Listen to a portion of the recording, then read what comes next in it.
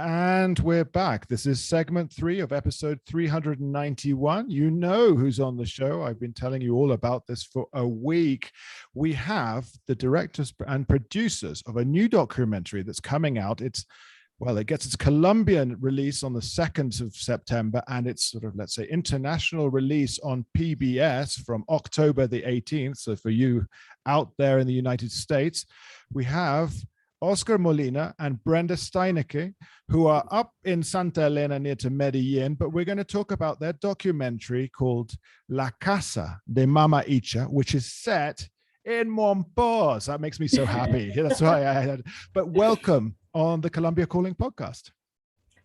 Thank you. Thank you very much for this invitation. We are really happy to be here. And I mean, this is a kind of weird new way to join the audience, but we are also very happy for all those people around the world who are maybe listening now. Hello. Yeah, we get like one listener in Malawi. So there you go. Wow.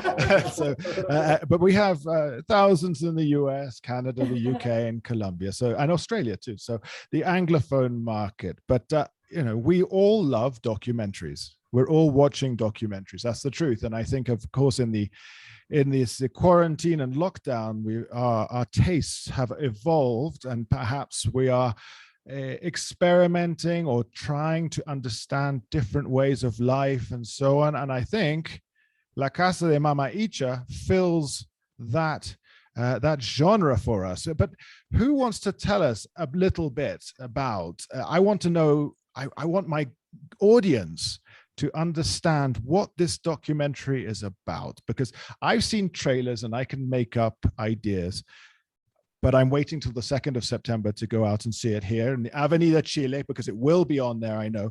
But to tell us about this, La Casa de Mama Icha, tell us about Mama Icha.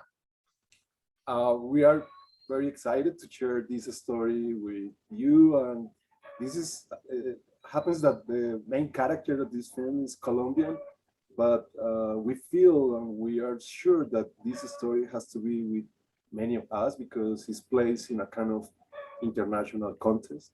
La Casa de Mama Icha is a story about Mama Icha is a heroine, a character that after living in the US for 33 years, she decides to return to Colombia to live finally her last days in her hometown. She is 93 years old, and her dream, her last wish, is to be her last days in her land. And also, which is also very important, she wants to live specifically in the house that she built during the years that she was absent. She wants to live in the house that she built in Mompox with the resources she was able to get during her migration. So after 33 years, she's able to return to Colombia and to accomplish this dream. This is kind of the main journey of the story, and the story has to be with the consequences that she faces upon her return in the relationship with her children, her family, the economics.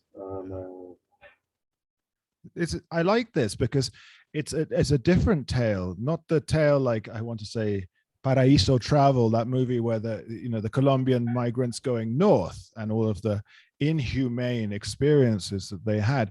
But we look at the Casa de Mama Icha, so it's a documentary, it's a true story. But Mama Icha, Momposina, she's from my town, all my listeners will know, my adopted homeland. So, and I know where the house is. I know where it is on the Calle del Medio, and I remember the Se Vende sign, the for sale sign, which pops up in your publicity. But I want to know,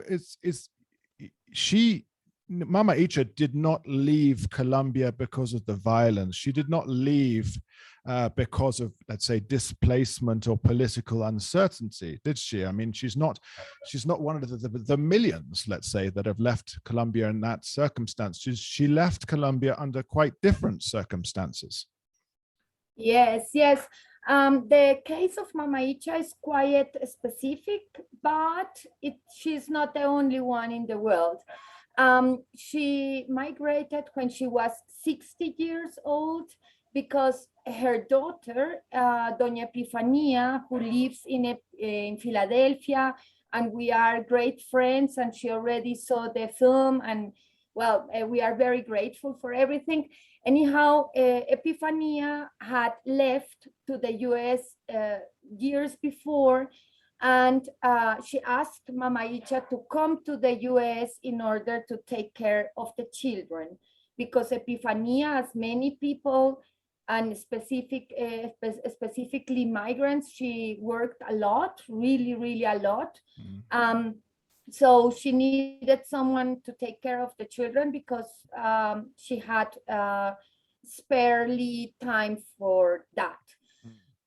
So she migrated when she was 60, but she had this idea that she will come back to Colombia soon. And she firstly thought maybe 3 years, maybe 5, maybe 7, maybe 10, maybe 15.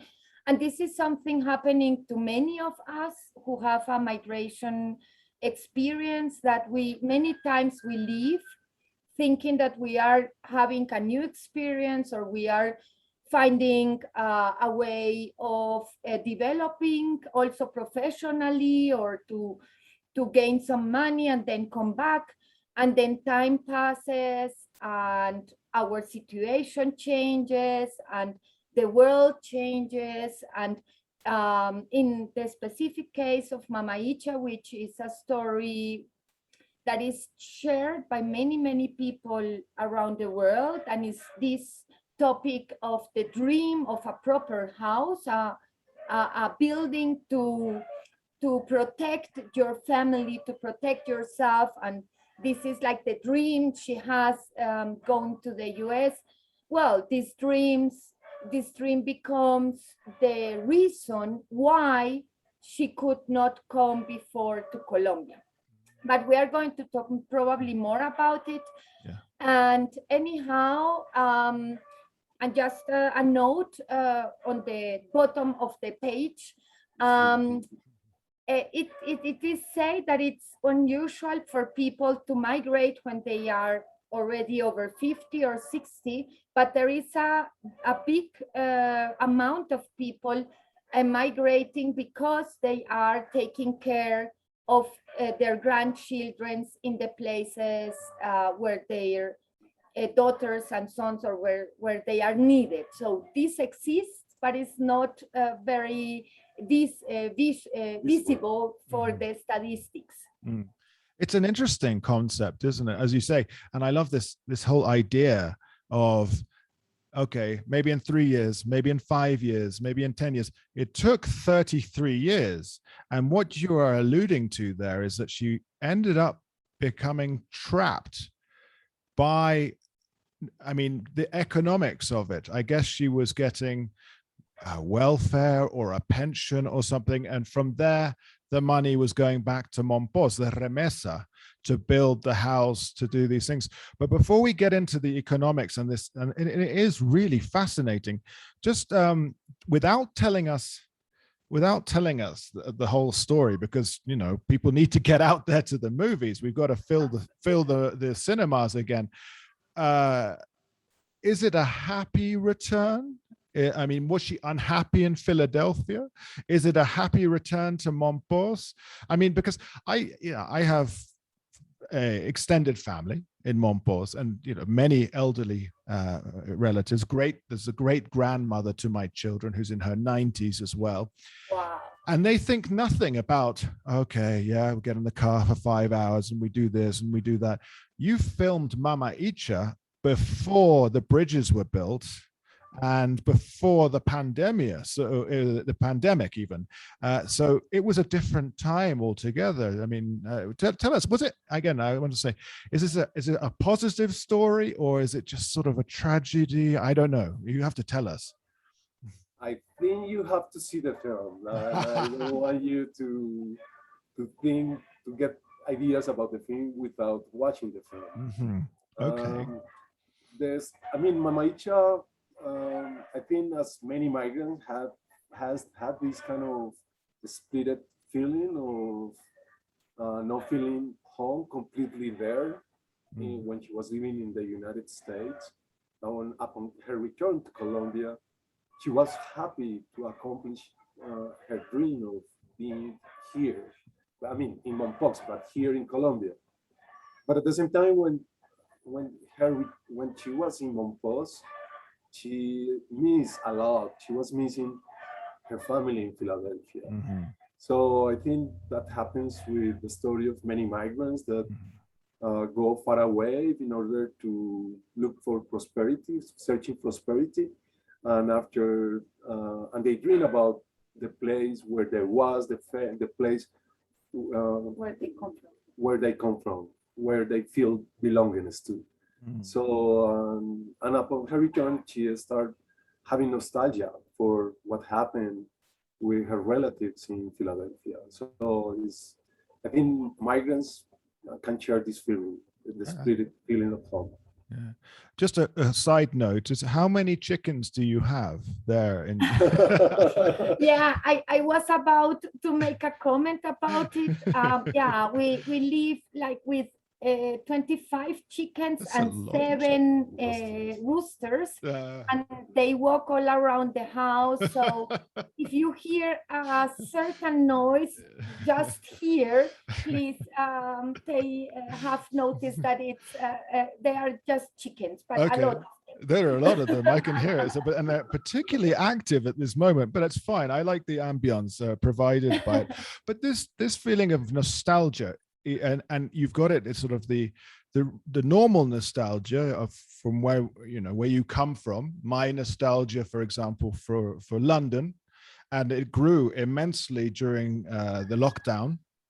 Even though I haven't lived there in such a long time, but of course I'm remembering what was when I lived there, which is now more than 18 years ago or 19 years ago when I lived there full time, not what is now. And then you've got that nostalgia when she's back in Mompox and maybe a more comfortable life in Philadelphia. So I suppose I suppose in the documentary you explore this double nostalgia. Yeah, but I think more in the case of Mama Icha, this is very interesting because more than a nostalgia or a double nostalgia, she is splitted. But since she's 93 years old and she knows she does not have so much time left, she makes a decision. And she wants to be in Mompox. She wants to be surrounded by her old neighborhood, neighbors and her family and her patio and the people coming along and going and coming. And this is a decision she made. And she's very clear about it. And she knows that the return won't be easy. But this is something existential for her.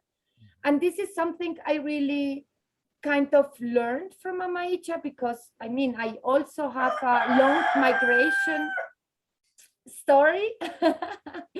I lived for many years in Germany, and my father, he's German, living in Colombia. He's also a migrant. And this very question about where do I want to spend my last days? I mean, this question about what is really important at the end of my days, and with which temperature do I want to feel in my body, and what do I want to eat? I mean, it's also a very sensitive issue. And Mama Icha is very straight, and she does not reflect on it or whatever, but she just do it. Yeah. And this is really very impressive because she's 93 years old. And as you said, I mean, coming from Philadelphia to Mompox is not an easy issue. Like, she has to take the flight and then come to Barranquilla and then go by car and then take the boat and then take the car again. So, I mean, this is like so I think in the case of Mama Icha, just to round up this, it's not a question of nostalgia, It's a question about a divided sense of home, of course, but she made a decision and she went there where she wanted to be for the last days, knowing that it won't be easy. Yeah. And this is important because she was clear and she was conscious. But see, in some of the clips I've seen, she's there in her rocking chair, so very Momposino. Yes. Again, let me just say to the listeners, you don't need to take a ferry anymore. We have bridges on both sides of the island. It's slightly less complex, and supposedly, well, they were meant to start this year and last year. Flights are arriving, so there you go. So don't be put off by that. But that said, I think that whole thing of the coming and going as well, it's the image of the town. It's a pueblo. So the guy selling fruits at the door, or someone just passes by, and you always share a word. You always are in, and I just think it's something that's very, I don't know. It has that spirit that maybe, I don't know, maybe it's lost in a big city in the northern hemisphere. I doubt. Well, I would think that perhaps Mama Icha and her family live in a barrio where there are other immigrants and so on. So maybe they feel comfortable.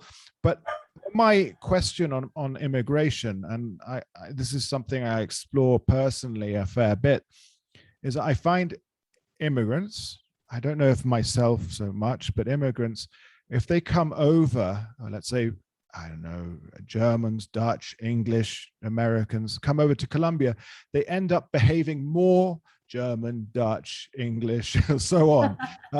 And likewise, did Mama Icha become even more Colombian, remembering Colombia when she was in Philadephia? Yeah, that's something that is very noticeable with migrants, that when you are in a different place, you start having a strong feelings about your roots and the traditions, and you start kind of giving value to them. Because maybe before, when you are in your home country, you are not noticing those traditions, and you don't give more value to them. It happens when you are far away. Those traditions becomes something that makes your spirit to be happy and to feel like you belong to someone else. And can we, Oscar, Brenda, how did you find Mama Icha? I mean, Oscar, I know you lived in Philadephia, but how do you, I mean, you had to have been thinking of this kind of story. You had to have been thinking of something else. And so how do you find a personality larger than life as Mama Icha? Because when you see her, you're like, wow, she's indomitable. I mean, the story is kind of long. I have been thinking for more than 20 years in the issue of that many people from less developed countries, they migrate to more countries with more development, or they have more concentration of money or resources. And one of the dreams of migration is to go far away in order to be able to get the resources to have a house in the place where you no longer live. So for different experience of traveling, I tried many different times of moving away from Colombia, and during those experiences, I had the opportunity to meet many migrants and to talk with them. I was living with them. My basic daily routine was with migrants sometimes from Asia, Eastern Europe, Latin America. And so I started talking with them about why they decided to migrate. And I started listening that there was like a common dream, the dream of having a house. And I felt this is strange. People have to move so far away in order to have a house in the place where they are no longer living there. So for me, it was kind of, this is weird. And it's more weird when this situation happens to many people. And so I got very interested in this topic. And I went to research and talk with more migrants. And I realized that many of them already were able to get the house, the dream house in their original places. And they were able to make possible this dream after many years of working, sending money, dreaming about the house, how I want the house, how I want the design, what materials do I want for the house. And after this long effort, transnational effort, they don't move back to their land. They don't inhabit, they don't dwell in those houses. So I felt like, oh my God, this is meaningful in order to explore how the economic system, how the political system has an impact in the experience of home for many migrants. And that was the starting point of this project. And so I had that idea. I want to make a film about this, but how can I make it? Yeah. So when I was already old, I went to live in Philadephia in the United States. I went to study a master's degree in film. And so one of my plans was like, I want to go to one of those countries in order to become more familiar with the language and in order to be able to research about more about these stories. And being there, I did like 2 years of research, talking with migrants, talking with academics, doing a lot of readings. So in a moment, I understood that in order to be able to tell this story, I needed to find someone that didn't want to postpone the return to live finally in that house. So I went to look for that person, and I was lucky because I had a conversation with Mama Icha's granddaughter, who is Michelangelo Ortiz. She's a great, great artist. We had met before, and so I told her, okay, I'm doing this research, and I am looking for a migrant who wants to return to her home or his homeland, and someone that had built a house with remittances. And she said, oh, my grandmother, she's crazy about her dream of returning. And we cannot stand her anymore because she wants just that. So I asked her, I want to meet her. So she opened the doors of her house, and through that moment, I was able to meet Mama Icha and to start talking with her, and to spend many hours talking about her dream of returning home, which at the same time, I was planning my own return to Colombia. So it's like this kind of coincidence. So that was how I met Mama Icha. I mean, and without the Colombian community, it could have been someone else, maybe in Vietnam or elsewhere. It could have been almost anywhere. But of course, the Colombian circle, more contacts. I like this idea of your return as well, because it's parallel, your return with Mama Icha's. Now, if I'm not mistaken, and I've seen a photo, you accompanied Mama Icha back to Colombia on her return. Had she visited Colombia in 33 years or no? Yeah, she was able to come to Colombia 4 times. Okay. She tried to move back during those 4 times. And every time that she returned, she had economic problems. No one was really taking well of her. So the regular story that I knew, because Mama Icha told me, and also her relatives in Philadephia, was like every time that Mama Icha tried to return, she was able just to stay in Colombia a couple of months, 2 months, and after she had to go back. Yes. And then when you came down with her, how was that? Oh, it was emotionally demanding and physically because I had returned like 6 months previously to Colombia. I mean, before to Mama Icha. I was in contact with her and her family in Philadephia. Once Michelangelo called me and told me that they already made the decision to allow Mama Icha to return. And she asked me if I could back to Philadelphia to pick up Mama Icha and to accompany her in her return to Colombia. I mean, I did. It was not easy because at that moment I didn't have a US visa, whatever. So I managed how to resolve my trip back to Philadelphia, and I met. I went to their place, and I did the final trip of returning to Colombia with Mama Icha. At that time, I had my luggage, part of my luggage, in Mama Icha's place in Philadelphia. So it was Mama Icha and myself with Mama Icha's luggage, my own luggage. I was taking care of Mama Icha and at the same time shooting the show. So you were quite the chaperone in that one, and trying to film with all this luggage. It's fascinating, and I think it's a different attitude as well that Mama Icha must have had. You know, this is it. This is the time I go back, and you know, I'm going to. I will pass away. I will die in my hometown. I mean, she must have had a whole different mentality on that trip. Yes. I mean, it was emotionally very intense because for her was she was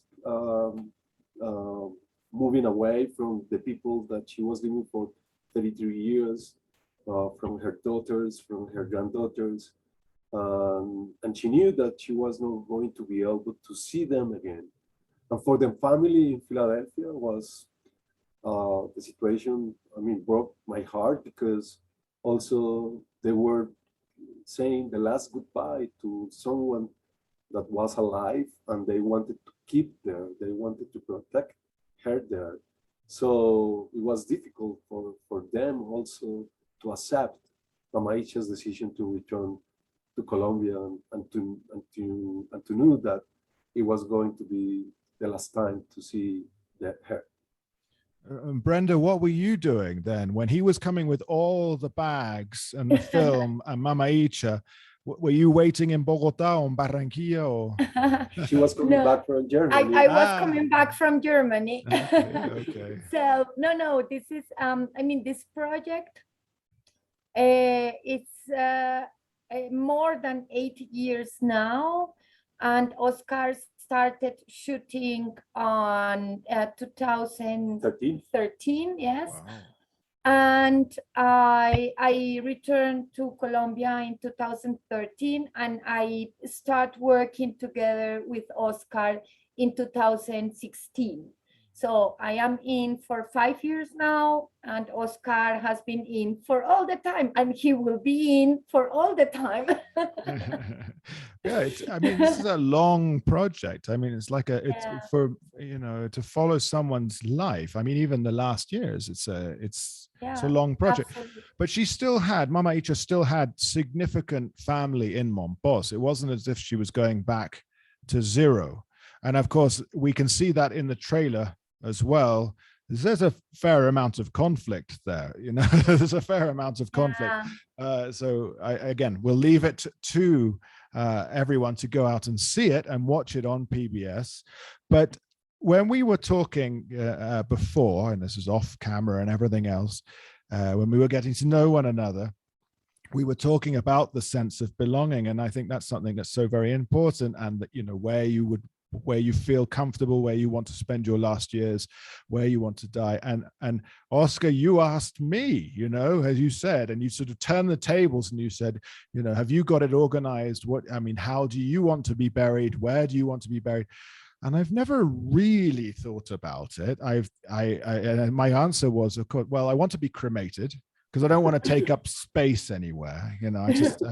And you can toss me in the river somewhere. I don't really mind. And then I thought about it a bit more, and I thought, well, I could get a tiny little space in the British cemetery in Bogota, because that would be, you know, a way of being connected to home.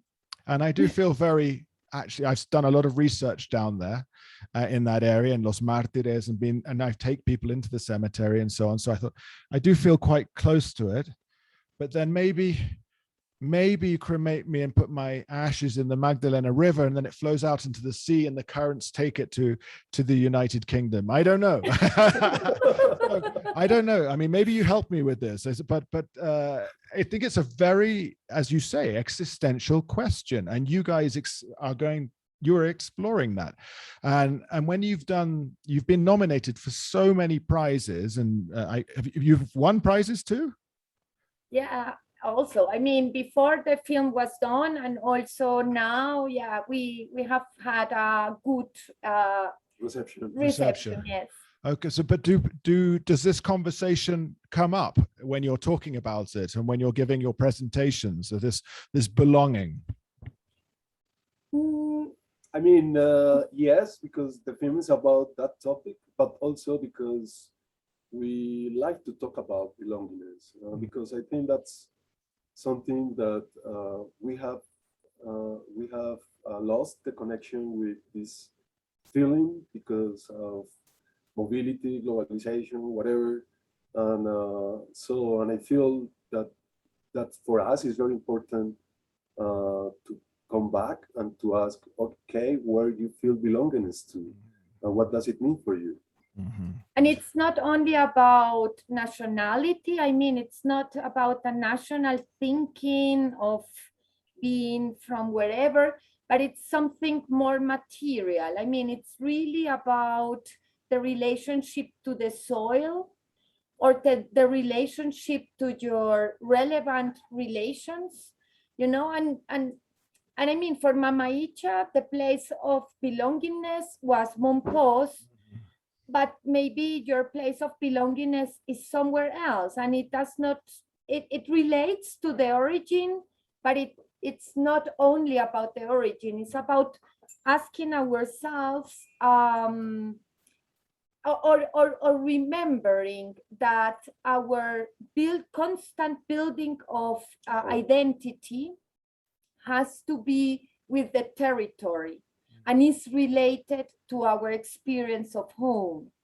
And this is really hard if you think of people who have been displaced violently, or people experiencing rape in their homes.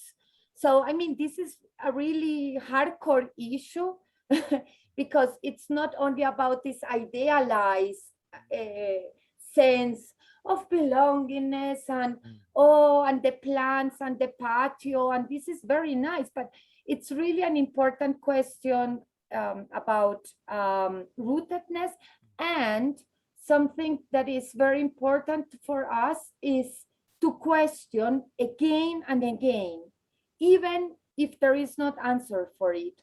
Why on earth we live in Colombia? This is a rich country. There are so many cultural expressions. There are so many resources. Why people have to leave? Why do they have to leave from the countryside to the city? Why do they have to leave, or why do we have to leave to the USA, to Germany, to somewhere else?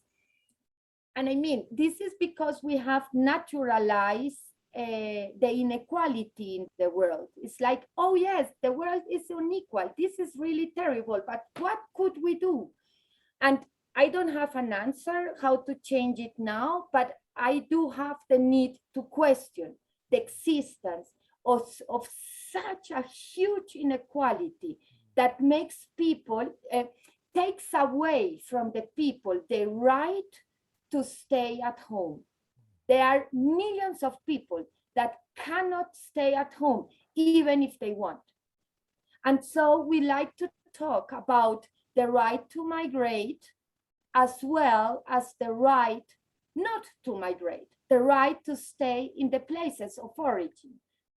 Sorry. That's all right. That's a fascinating concept. No, but I like it. There was passion there, and one of your jealous roosters didn't get involved, but you weren't interrupted by the farmyard. But I think that the right not to leave home, and if I'm not mistaken, is it the Colombian diaspora is around 10 million people outside of Colombia? It's around the 10% of Colombian population. It's around 5 million people. The statistics, the official statistics from the national government are from 2012. It means that it could be more. But we want to emphasize that so Colombia has at least 10% of its population abroad, yes, in other countries. But Colombia has the shameful place to be the first country in the world with more internal people displaced in the country. So, which is around 7.5 to 9 million people displaced in the same country.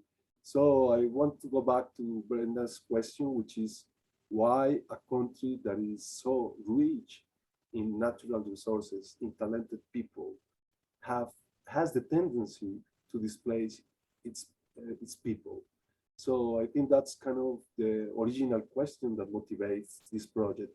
And it happens also in many countries. I mean, it's not a situation that is just exclusive of Colombia. It happens in many countries. As it is our country and we felt so close to this situation, we formulate this question from the Colombian perspective. But I think many people from many nations can have the same question. Why territories that are so rich that they have the resources to provide a good living for their people, for political and economical reasons, they displace their people to other countries. And just coming back to the Colombian diaspora, thank you, Richard, for that remembering that.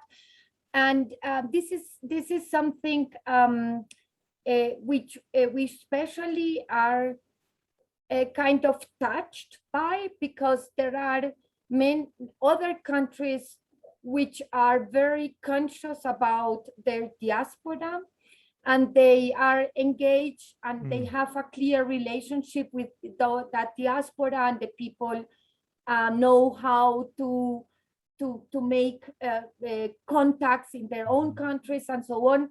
And the Colombian diaspora is very well organized among themselves. Like, there are many groups and associations and cultural initiatives and so on, but the Colombian government has no idea about it. And what Oscar was saying, the last statistics about the diaspora are from 2012. You know, it's like this 10% of the population does not matter, but those 10% of the population sent back home as much remittances, as much divisas, how do you say, like international money wires. Money wires, thank you very much. I mean, more than all the coffee exports and fruit exports and aguacate exports together. And these remittances represent the second highest divisa, money divisa. Coming from abroad, yes. Yeah. Yes, I mean, the second biggest one in Colombia. So it represents a huge contribution to the economy. Yes. And to the development of families, because which is important also about the money that migrants send back home. That money goes directly to their families, and that money helps their families to have clothing, to have roof, to have food, to have education. So that's they help from far away and from being displaced the development of their own families. For example, the first divisa, that's the right word in English. The first divisa that comes to Colombia is from selling oil and energetic resources. And yes, but how many how many people from the government live from those resources? How many bureaucracy have the government to sustain, to support with that money? And it's the opposite situation with remittances, which is money coming directly to be invested in the basic needs of families. It's a strange one, isn't it? Because the Colombian economy requires these remittances yeah, that requires this to come into the economy. Yet the Colombian government, not one of the governments, you know, in all of the history, really have paid attention to this diaspora, the Colombian community overseas. And yet, if you could get all adult Colombians in the diaspora to actually vote as well in elections, we've got 2022 coming up. It's a big deal. It's Absolutely. a big deal. And so you'd think, and I know that in other countries, they do make they do appeal to their overseas nationals to say, you know, vote, do this. The US definitely, you know, cast your vote at the embassy or whatever. And I think the French are very good at it as well. The Germans. Well, yeah, of course. Always good at these things. But the Colombian one, it's you know, I was looking at lines outside the embassy or the consulate in London, and the consulate didn't know how to register people to vote. And so everyone's shouting that it's you know, corrupt and it's this and it's that, and I just think it's disorganized. I just think that there's not a you know, a roadmap of how to do this, and everybody, they want to vote. They you know, I talked as well to some Colombians in South Carolina, and they have to drive all the way to Atlanta, and it's a 4-hour drive, and they're going in a caravan of Colombians because the consulate in Atlanta is not answering their phone calls. So they're going there to, you know, like to doorstep the consulate, and they told me we're not leaving until we're registered to vote.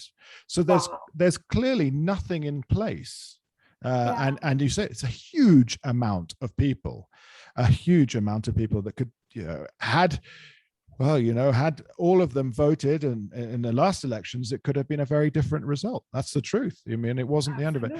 So at the end of this, I mean, at the end of Mama Icha, not the end of the film, it's now, you know, you're still enjoying, you know, let's just say you're flourishing in this, and you know, it's coming out on the 2nd of September and on PBS October the 18th. Is it too early to ask you what's the next project? Will you be doing another study in migration? No, it's not too early. It's just a perfect question. Okay, there we go. It's happening. It's happening. No, it's just because Mama Icha is part of a documentary transmedia trilogy. So Mama Icha, La Casa, Mama Icha is the first feature-length film, and the second one is called Absentee's House, and it's now in post-production. And it runs, it's also about thinking or feeling, especially feeling this divided sense of home, but it's placed between a small town, incredible, beautiful environment in Mexico, in Metztitlán, and also in relationship to the USA. And so this one is in post-production, and we are working on finding funds funding in order to go forward. And and also Oscar has other personal projects which we hope we can release in the next years. Oh, fantastic! What's the third part of the trilogy? You don't, or you can't tell me. No, of course. The third part of the trilogy is meant to be a web platform, a kind of web tool. It's a digital a platform, because both of the films are based in a very deep and long-term lasting investigation, but their audiovisual language is very emotional. And the films are not about explaining, the films are about empathy. Okay. It's about feeling or coming closer to the feeling of this divided sense of home, this dream of returning, of rootedness, the sense of absence in a place where many people have migrated. So it's about feeling and about empathy. And the web platform, it's about allocating and giving a context to this investigation, and making a point of how the house is a place where intimacy and globalization crosses. Okay. You know, it's the place where we live our most intimate life. We have our relevant relationships. We seek for protection and security. Thank you to Paolo Boccagli for that definition of house, of home. But also it's the place where transnational movement materializes. Mm-hmm. It's the place where maybe I cannot be because of the mobility policies worldwide. And I mean, the house is built out of bricks, and I have to have money to buy those bricks. Yeah. It's very, very basic.